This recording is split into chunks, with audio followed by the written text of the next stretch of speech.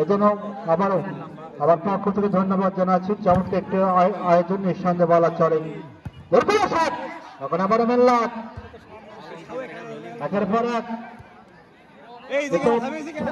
খেলা, আমরা মিনিবারে খেলা যে সেই ক্ষেত্রে প্রত্যেকটি শট অবশ্য কামড়া শট করতে হবে, গতি থাকতে হবে, পাওয়ার থাকতে হবে। আজকে গাবতলী পক্ষে আলামিন মাস্টার আপনাদের এই প্রাথমিক বিদ্যালয় মাঠে শিক্ষাগত করে থাকেন এবং ধন্যবাদ জানাচ্ছি কে জসিম ভাইকে, তার ফেসবুক আইড থেকে আজকে খেলাটি সরাসরি সম্প্রচার করা হয়েছে। এই জন্য জসিম গোলকিপার জসিমকে ধন্যবাদ জানাচ্ছি।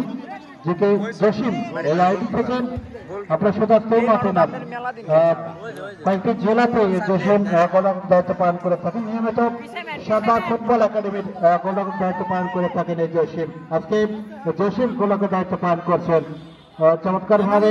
আপনাদের অবশ্যই খুশি হবেন। ধনুক রাঙামাটি মাঠে জসিমের আগামীকাল সেমিফাইনাল খেলা হচ্ছে, অবশ্যই আপনারা যাবেন। পাশাপাশি কাহালু সহ বিভিন্ন উপজেলাতে জসিম এবং জেলাতে গোলরক্ষক দায়িত্ব পালন করে থাকেন।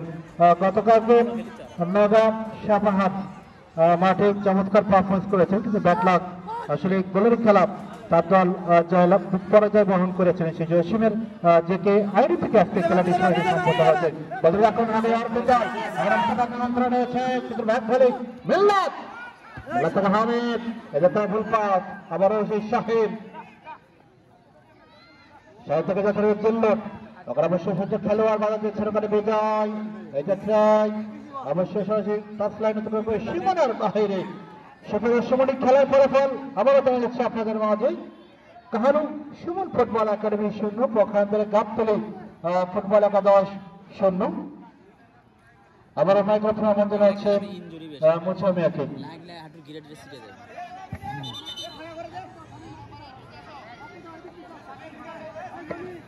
ধন্যবাদ জানাচ্ছি সম্মানিত সুপ্রিয় দর্শক। দ্বিতীয় কোয়ার্টার লাভ করেছে ইতিমধ্যেই কাহালু সুমন ফুটবল একাডেমি। ধন্যবাদ জানাচ্ছি আলামিনকে আজকের এই কমিটি বক্সে যথারীতি অতিথি ধারাভাষ্যকার আমার বন্ধুবার আলামিন।